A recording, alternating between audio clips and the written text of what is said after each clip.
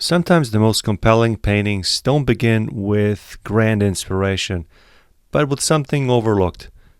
In this week's piece, I'm exploring how unexpected sources can lead to dynamic, expressive marks and a landscape that feels alive. Welcome.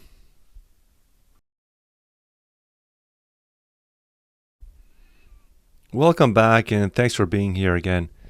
This week I thought I'd continue my art tips series with something that comes up, I think, quite often, and that is what to do when inspiration just isn't there. How do you actually find ideas when nothing feels interesting or worth painting? So in this video I wanted to walk you through how I approach that, not by waiting for something extraordinary, but by learning to see something ordinary in a different way. Last week I had mentioned I'd be exploring something abstract this week, and even though this kind of leads into a landscape, actually it is a landscape, the foundation is still very much rooted in the same abstract way of thinking that I've presented previously here. But before we get too ahead of ourselves with the work itself, let me show you how this painting came about. Most people, when they're looking for inspiration, are focused almost entirely on the subject. They're searching for something obvious, a beautiful landscape, a figure, or something recognizable to paint. But when I'm going through some old photos like these you see here, that's not really what I'm looking for. I'm paying attention to two things: form and color, those two only. So I've deliberately chosen some photos here from years past to paint for this week to show you how you can take something that's seemingly ordinary, even though obviously it's a vista, it's a beautiful vista. It doesn't have anything distinctly beautiful as soon as you look at it, but by editing it, which I'm doing right here, cropping some things out, and then embellishing certain things, which we'll get to in a moment, you can make it much more pleasing and interesting to look at. When you are choosing your subject matter, what needs to stand out right away is the structure. My reference, which is on the left there, has really clean lines, clean shapes, and a strong separation between light and shadow.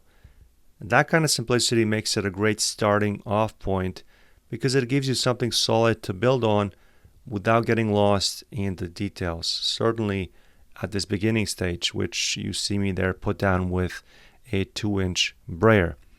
So even though this particular painting, which is on the right, ended up being a landscape, I'm really thinking about it in abstract terms. First, big shapes, how they connect, the overall rhythm of the piece. The color in the reference is fairly muted, which I liked for its subtlety, but as you can see in the painting, as I'm working, especially this beginning stage of the water, I'm adding much more chroma. This is, of course, with intent. I knew from the get-go, and this I've mentioned before as well on my channel, idea of the painting is the most important part of any painting. So the idea for this painting was to give life and much more emphasis to the water in the front, to deviate significantly from the reference photo. And as you can see there, I've placed down the foundation, or the underpainting, if you want to call it, of the water and the surrounding hills, just to build, as I said, the structure to see if it actually works when you lay down with the chosen colors that I pushed slightly. So the choice here really starts with simplicity, strong form, clean structure, and then building something more expressive on top of that. A big part of this too is just to keep the creativity going. A lot of people feel stuck because they think they need inspiration first, or they don't have enough time, or they just fail to start at all. But the whole point of this short video is that you can take almost any photo, crop it in a certain way, look for a few interesting shapes, and just begin. Here you see me really concentrating most of my energy into the main focal point, the water. This is where I've chosen to deviate quite a bit from the reference, as you can see, and I'm pushing the color is much lighter and building up with thicker, more deliberate impasto paint. You'll notice the surface becomes much more impasto here, more physical, more painterly, and that contrast is important to me. So from the beginning, I wanted this area to carry the weight of the painting, and that's that concept of the idea I talked about before, because I want the eye to be drawn and held into that central circular shape. Inspiration, in my opinion, isn't something you wait for. It's something that comes out of actually working. So it's not about finding the perfect subject or the perfect idea, although of course if you're painting something that has a commission behind it or you're doing a portrait of sorts, you of course have to have some preparation involved. But instead, I find inspiration comes most when you're engaging with the paint itself, with the surface, and letting something reveal itself through that process. You start off with a reference if you need to. A lot of times I don't even do that. But if I don't have a reference, I'll have some sort of a general idea of the colors I want to use. And I oftentimes allow the medium to dictate, i.e. the marks and the tools that I use dictate where the painting wants to go. And of course, we already talked about this, starting from abstraction or having that abstract mindset is very important. You're looking at big shapes, values, movement, and trusting that if those relationships are working, the painting will begin to take off on its own and have a life at the end. You can certainly build it up to a much more representational finish, much more so, of course, than I did here on the right. But you certainly don't have to, and that's I think the point of this painting. So instead of asking what should I paint, I think the question should be what can I do with what's in front of me. That shift alone takes a lot of pressure off, I think. You're no longer dependent on inspiration, but you're building it mark by mark. And often it's in that process, just showing up and painting, that the most interesting ideas actually appear. I once heard it said that masters are masters in part, at least, because they were very selective about the work that they showed. In other words, there's a lot that never gets seen. A lot of attempts, a lot of misses, a lot of paintings that just don't get quite there, if you want to call it. And that's completely normal.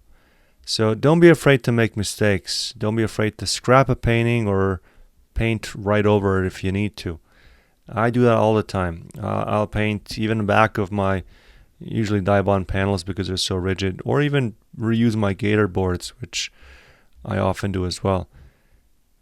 And I think it's just so I don't feel precious about any one surface, because the moment you get too attracted, it actually holds you back. Most of the time, I'm not over prepping either, unless of course it's a commission where I'll do drawings, studies, and things and so on. I'll try to go straight into it and let the process unfold. You learn so much more by doing than planning everything out perfectly. And this isn't just for painting. I think this is universal in life. And I think over time, these mistakes start to add up in a good way. I think it was Robert Bateman, famed Canadian wildlife painter, that said something along the lines of, you need to make 1,000 bad paintings before you get half decent. I don't know, if maybe you know better. If it was someone else, let me know down below. I think it was him, however. And I think there's certainly truth to that, regardless who said it. So give yourself permission to experiment, to fail a bit, to repaint, to adjust. That's not wasted effort. That's actually progress.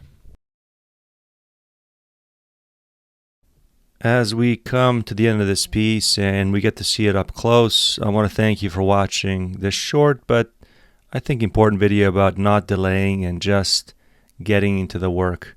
This painting wasn't necessarily a mistake, but like every piece, there's a lot to take from it. And that's really the point, to just keep going, keep exploring, and finding inspiration in unlikely of places. Thank you for watching all the way to the end. As usual, if you have any questions on this painting or anything else art related, let me know down below.